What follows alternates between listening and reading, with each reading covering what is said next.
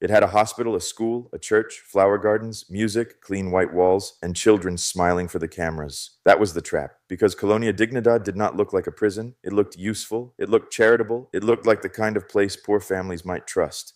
But behind that gate, in the Chilean countryside, one German colony became something almost impossible to categorize. A cult, a village, a forced labor camp, a weapons depot, a prison, and eventually a hidden room for Pinochet's secret police.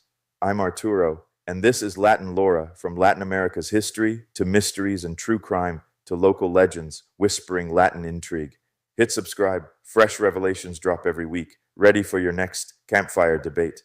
At first, you see the flowers. That is how the trap begins. A clean German village in the Chilean countryside, with white walls, orange roofs, tidy gardens, bread in the oven, milk for poor mothers, and music floating over the fields. Then the camera moves lower, past the bakery, past the hospital, past the smiles, and you find the other village underneath. Locked rooms, tunnels, medicine used like chains, and a silence trained to breathe.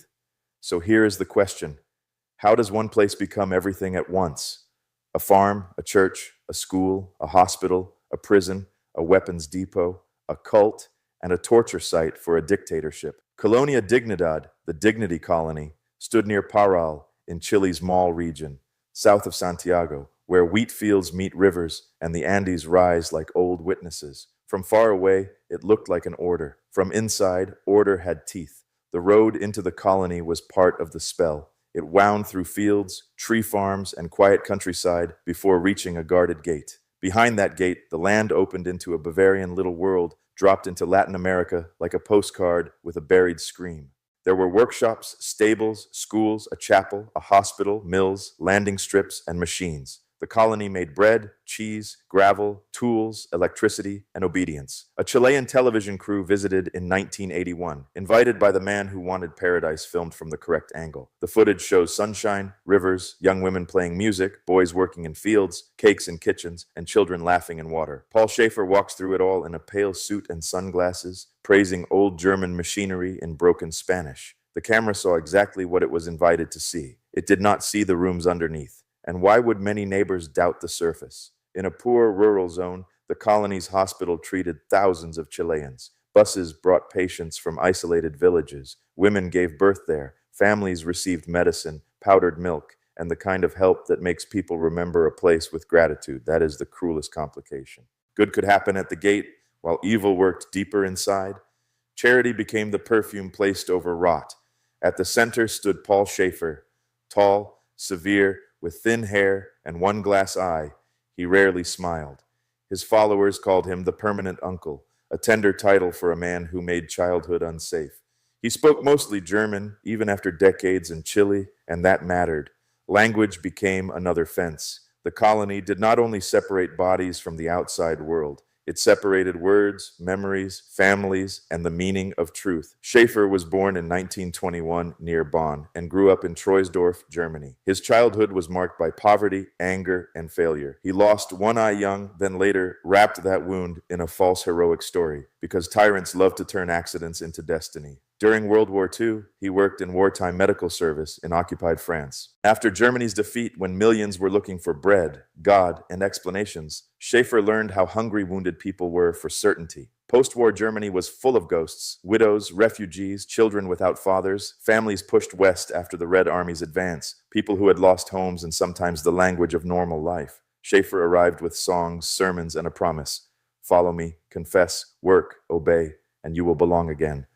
That is how many cages begin. Not with chains, with shelter, not with a scream, with someone saying, I know the way. In the 1950s, Schaefer helped build a religious charity in West Germany around the private social mission. It wore Christian language, orphan care, youth work, charity, and the old hunger for spiritual healing.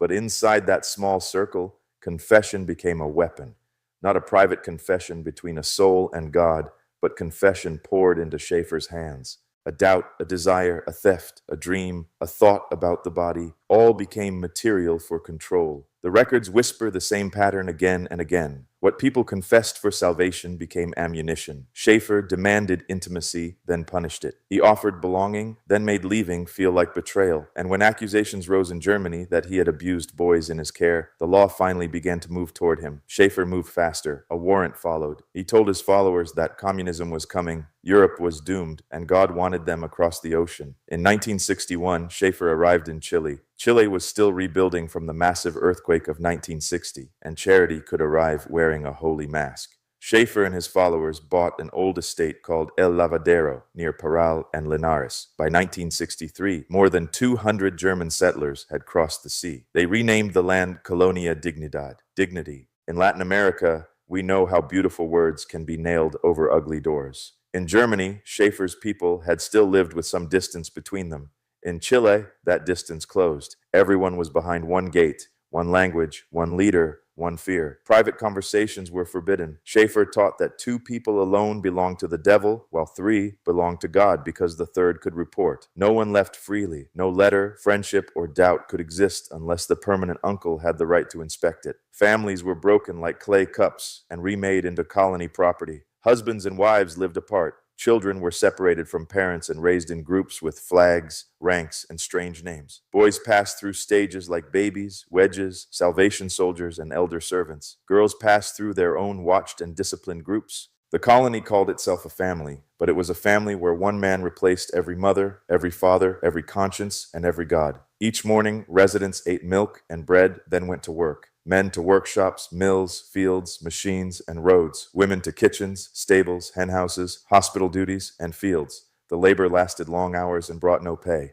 They were told work was divine service, pain was noble, sacrifice was holy. There is an old trick in abusive systems. Make exhaustion look sacred, and the tired may start thanking the hand that drains them. The cafeteria had its own ritual of fear. Names of supposed sinners were written on a blackboard. At meals, Schaefer sat before the group and read them through a microphone. The accused stood and confessed. If there were no sin, a clever person invented one, because denying guilt could be worse than guilt itself. Imagine a village where lunch is bread, soup, and public humiliation. Imagine children learning that survival means betraying themselves first. The hospital was the jewel of the colony's public face. To neighbors, it looked like mercy. To officials, it looked useful. To poor families, it was sometimes the only open door. But inside the medical world, another logic grew. Former residents described pills, injections, sedation, and electroshock used not as healing, but as punishment. Medicine, which should have been a hand of care, became a key, a fog, a whip, and a gate. Near the bright hospital stood Nucra, the so-called New Hospital, built around the late 1960s and early 1970s. The name sounded clinical, almost harmless. But survivors remembered it as a place where rebellious children and adults could be isolated, drugged, watched, and shocked. The colony called it treatment. Survivors called it torture. The difference matters. Healing asks what pain needs. Control asks how pain can be used and how long it can be hidden. Some Chilean children entered through the charitable door and did not truly leave. Poor families brought babies for care, signed papers they did not fully understand, or trusted people who seemed foreign, educated, and kind. About 20 Chilean children were absorbed into the colony, renamed or adopted, taught German, separated from their origins, and displayed as proof of mercy. But a child taken from memory is not rescued. A child turned into propaganda is still captive, even when the photograph smiles. Franz Barr was one of those Chilean children swallowed by the colony. He arrived as a boy, and after being branded rebellious, was beaten and locked in the medical world for decades. He later described injections, pills, electroshock, carpentry work under sedation, and isolation from the rest of the community. His story shows the colony's cruel double face. To outsiders, the hospital was a charity. To the disobedient inside, it could become a sentence without a courtroom. This is one of the darkest turns, and we say it carefully. Schaefer controlled sexuality with obsession. Men and women were separated. Women were dressed to erase the body. Desire was treated as sin, sickness, rebellion. Yet the man preaching purity abused boys. He chose favorites, often called sprinters, boys trained to carry messages, serve him, stay near him, and feel privileged by danger. The privilege was bait. The closeness was a wound. Old public language often tried to smear the victims by speaking of homosexuality as if identity itself were the crime. That was a shield for the abuser. The reality was not desire between equals. It was child abuse inside a closed system where one man owned the rules, the doctors, the beds, the punishments, and the meaning of sin. Blaming the victims was another wall built around the colony, and it kept many children silent. Former residents also carried stories that sound like dark folklore, except folklore is what people create when official truth is denied. One story says Schaefer staged the death of Santa Claus before children near a river, then replaced that holiday with his own birthday. Whether remembered as ritual, cruelty, or theater, the meaning is clear enough. No rival source of wonder could be allowed to live too loudly. Even childhood magic had to bow. Wait, notice this. Colonia Dignidad did not become dangerous only after Chile's dictatorship arrived. The machine was already built. In 1966, Wolfgang Müller escaped and reached the German embassy in Santiago. He spoke of beatings, forced medication, confinement, abuse, and labor without freedom.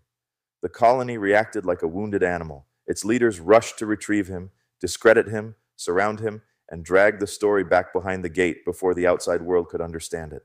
The embassy became the first great crack in the wall. Colony leaders demanded Muller's return, claiming legal authority and calling him mentally ill. They presented psychiatric papers built on colony information, but an independent examination found him sane. Men from the colony surrounded or watched the safe place where he was hidden, and the police had to step in.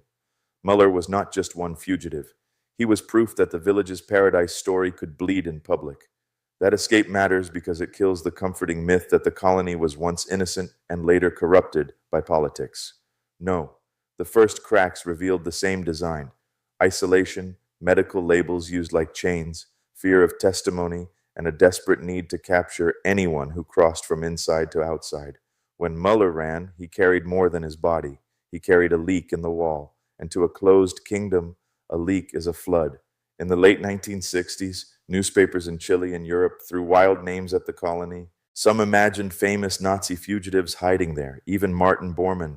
That version became pop culture because it is easier to understand evil when it wears a familiar costume. But the evidence does not need that fantasy. Schaefer was not proven to be a famous Nazi commander in hiding. Colonia Dignidad was frightening because ordinary institutions protected extraordinary cruelty. Still, authoritarian shadows were real. The militarized discipline, anti-communist obsession, hierarchy, surveillance, obedience, and cultural arrogance carried old European echoes. Many followers had survived war, displacement, and fear of Soviet power. Schaefer fed those wounds until fear became religion. The outside world was made monstrous, so the inside world, no matter how cruel, could still be called safe. This is how offense becomes spiritual before it becomes physical and armed. The colony prepared for invasions, mostly born from Schaefer's sermons. Fences rose with barbed wire. Armed men patrolled with dogs. Observation posts monitored the fields with radios, binoculars, cameras, and night vision equipment. Hidden wires triggered alarms. Tunnels and bunkers waited under ordinary buildings. Residents saw distorted news and were told the outside world was famine, communism, war, and ruin. Fear was not a mood in Colonia Dignidad. Fear was infrastructure. Expansion also had a violent taste. The estate grew far beyond its first borders, and local resistance could be crushed with pressure, harassment, and influence. In one notorious dispute, church land near the entrance became a target. The story left behind is ugly. Animals stolen, water cut, lights aimed at windows, gunshots, intimidation, and fire. A charitable colony that could bully nuns for land had already told the world what charity meant when it met power. Then Chile itself changed. On September 11, 1973, the military overthrew Salvador Allende's government.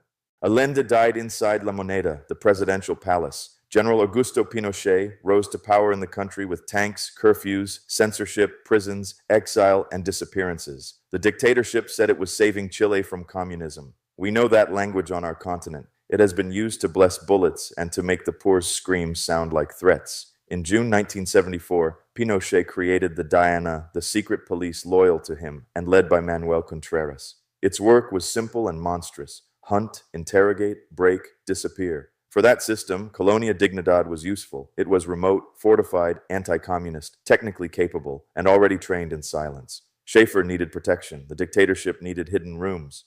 Their alliance was not magical. It was ideology, business, and mutual convenience. This is where the colony became more than a cult. It became part of the machinery of state terror. Survivors later described being blindfolded, driven along rural roads, taken to underground rooms, interrogated, shocked, beaten, and disappeared from the sight of the law. Some remembered cow manure, clean air, flowing water, damp corridors, and polished floors. That contrast is what chills the blood. Outside, birds. Inside, wires. Above, bread. Below, screams nobody was meant to hear. Luis Peebles, a Chilean political prisoner, later told how he was taken there in February 1975. Blindfolded, with wet cotton blocking his ears, he tried to read the world through fragments. The truck leaving the highway, the dirt road, the smell of animals, the sound of water. Then came the cellar, the straps, the electric shocks, the men learning how to hurt him. He remembered an older voice with a German accent directing the torture. In his memory, horror becomes almost cinematic, but not because it is entertainment. Because the body preserves details that the official record tries to bury. Egg cartons on walls to swallow screams, a generator humming through the night, footsteps overhead, clothes returned later, washed and folded, as if neatness could erase cruelty. That was the obscene genius of Colonia Dignidad. The same hands that folded clothes could build a cage and polish the floor above it. Years later, Peebles saw footage of Schaefer and recognized the hard older man from that underground room. He gave investigators a map. The bunker they found matched his memory down to the panels and the layout. By 1991, Chile's National Commission on Truth and Reconciliation, remembered as the Rettig Commission, wrote that people detained by the DI had been taken to Colonia Dignidad, held there, tortured, and that some residents participated. There are darker claims around the alliance, and we hold them with care. Testimony has pointed to radio equipment, intelligence support, weapons, detention, torture, and collaboration with the secret police. Former DINA man Michael Townley later spoke of chemical weapons work connected to the colony. Some details remain contested or incomplete, but the strongest ground is already terrible enough. The colony gave dictatorship violence a place where law arrived blindfolded, if it arrived at all. Not everyone who entered as a prisoner came out. This is where certainty thins and grief begins speaking in fragments. Survivors, former agents, and former residents gave accounts of executions, bodies moved, burned, or thrown into rivers. Investigators later found vehicle parts connected to disappeared political prisoners, but many bodies were never recovered. The land keeps receipts, yes, but sometimes the powerful burn the paper and leave families counting on absence. So when people ask how many died there, the honest answer is painful. We do not know with precision, and that uncertainty is not a small detail. It is part of the crime.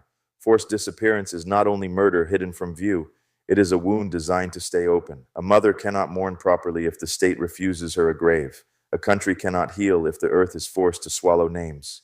For years, investigations ran into walls.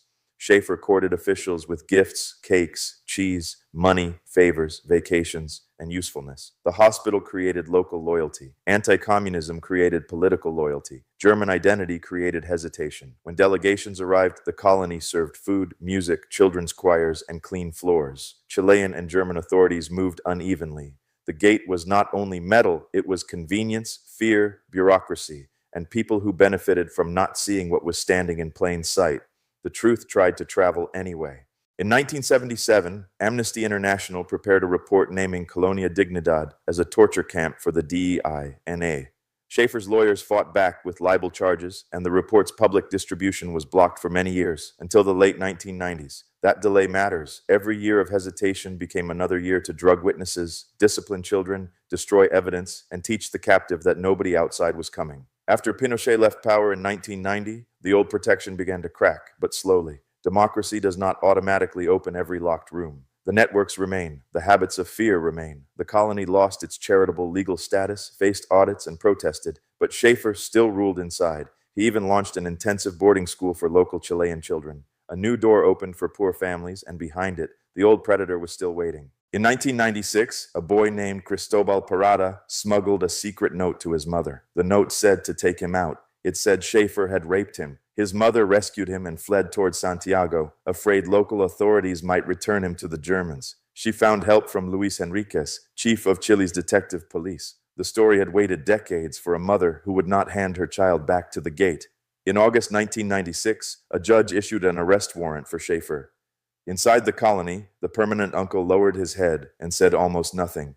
Then he vanished into the underground world he had built for everyone else. On November 30th, 1996, Enriquez entered the colony with armed police. The caravan pushed through the gates and toward the Bavarian village. The officers expected gunfire. Instead, they found something almost stranger, people moving like machines. Henriquez later remembered the residents as robotic, trained by decades of fear. Some resisted, some watched, some protected the silence without knowing how to live outside it. Police searched, but Schaefer was gone.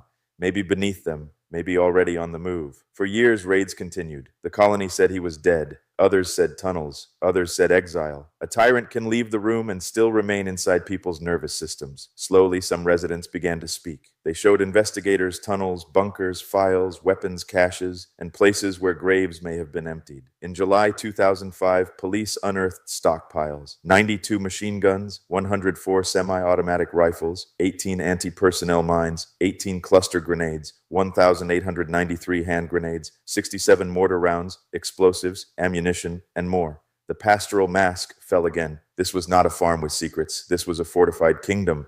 Then came the strange weapons under Schaefer's own bed. Investigators lifted a rug, opened a trap door, and found devices that sounded like objects from a paranoid fairy tale. Pencils that could shoot, a camera that could fire darts, walking canes built as weapons, and even a walker capable of delivering an electric shock. The old preacher of purity had armed his weakness. Even his aging body wanted a weapon nearby. The hunt ended far from the Chilean fields. A Chilean journalist, Carola Fuentes, followed leads into Argentina after hearing from former residents who had escaped that Schaefer was likely near Buenos Aires, protected by loyal nurses and guards. On March 10, 2005, police surrounded a townhouse in a gated community. When they entered, they found the old man in bed. The monster at the end looked small, confused, and almost ordinary. That is the insult. Schaefer was extradited to Chile and imprisoned. In 2006, he received a 20-year sentence for child sexual abuse, with additional sentences tied to weapons and torture. He died in prison in 2010. But listen closely. Prison for Schaefer was not the same as justice for everyone. One old man cannot carry the entire machine. He had helpers, doctors, guards, business partners, enablers, officials, and states that preferred not to see. One haunting confrontation came when Schaefer was placed near Louis Peebles during questioning. Peebles, the survivor who remembered the German-accented hard man from his torture, faced him. Schaefer looked with his one good eye and pretended not to understand. Suddenly, Spanish became difficult. That too was performance, polished by decades of escape. When power gives orders, it speaks clearly. When accountability arrives, power forgets the language and asks for mercy. In the transition years, the old colony began calling itself Villa Baviera, Bavarian village. Later, after Schaefer's fall, that name leaned harder into tourism. Visitors found German food, green hills, tidy buildings, apple juice, cakes, and polite smiles. Imagine drinking coffee above a bunker. Imagine a restaurant where a prisoner once heard footsteps overhead. The bread may be real. The question is what the bread is being asked to cover. This is where easy judgment and false innocence become dangerous too. Many residents were abused, drugged, separated from families, denied education, denied love, and trained to betray others. Some also guarded doors, enforced punishment, or carried the machine forward. Systems like this produce coerced complicity. Understanding that does not erase responsibility. It helps us see how terror reproduces itself not only through monsters, but also through frightened people trained to obey them. The younger generation eventually tried to speak to the older one. They named sexual abuse, torture, religion twisted into control, and parents who had obeyed when conscience should have stood up. It was not well received. Of course it wasn't. Memory is a knife before it becomes medicine. Families split again, this time not by Schaefer's orders, but by the question every wounded community fears. Who knew? Who acted? Who stayed silent? Germany also had to face its reflection. Decades after early warnings, German officials acknowledged that their diplomats had done too little, too late to protect German citizens trapped in the colony and to confront crimes in Chile. That admission matters, but admission is not resurrection. It does not return stolen childhoods. It does not identify every disappeared prisoner. It does not rebuild the inner life of those who learned fear before they learned trust. Chile carries this story in its bones, too. Colonia Dignidad was not a foreign ghost floating above Chilean history. It was planted in Chilean soil, protected by the Chilean dictatorship, tolerated by Chilean institutions, and made useful by Chilean state terror. When sensational stories focus only on secret Nazis and exotic Germans, they can erase local victims, local courage, local intelligence, and local complicity. The truth is more painful and more ours. The colony's horror was never only that it hid evil behind beauty. Many places do that. The deeper horror was that every good thing could be recruited, work became obedience, medicine became punishment, charity became camouflage, religion became surveillance, Music became propaganda, childhood became property, a hospital became a trap, a village became a prison. The gate did not simply keep outsiders out, it taught insiders that the outside world was death. And yet the outside world was also where rescue came from, slowly, imperfectly, carried by escapees, mothers, survivors, journalists, lawyers, detectives, and human rights workers who refused to let the silence stay holy. Wolfgang Muller is running, Cristobal's note. Carola Fuentes follows a trail across borders. Luis Peebles remembers the road. Former residents pointing to hidden weapons. Families of the disappeared demanding earth. Names, remains. Against a machine of secrecy, memory became contraband. Today, the old gate no longer has the same power, but the battle over memory is not finished. In July 2025, the government of Gabriel Boric moved to expropriate 117 hectares to create a site of memory. In March 2026, the new government under President Jose Antonio Cast moved to reverse or halt that plan, citing cost. Germany answered that the memorial should still be discussed. Even now, the gate changes shape. What should a place like this become? A tourist village, a memorial, a crime scene, a home for people born into captivity, a warning? Maybe it has to be all of these, but never only the comfortable one. If the restaurant survives and the bunker is forgotten, then the colony wins one last time. If memory enters freely, names first, comfort second, the gate finally breaks. At the beginning, we saw flowers. Now we know to ask what the flowers were covering. Colonia Dignidad teaches us that terror does not always arrive wearing a uniform. Sometimes it arrives with bread, hymns, medical charts, clean floors, and promises of protection. Sometimes the cruelest prison is the one that convinces the world it is paradise. And sometimes the land waits decades for someone brave enough to kneel down and listen. Muchas gracias. Thanks for trekking the hidden trails of Latin America with me. If tonight's story unsettled you, subscribe and ring the bell, because Latin America's most intriguing stories are far from over.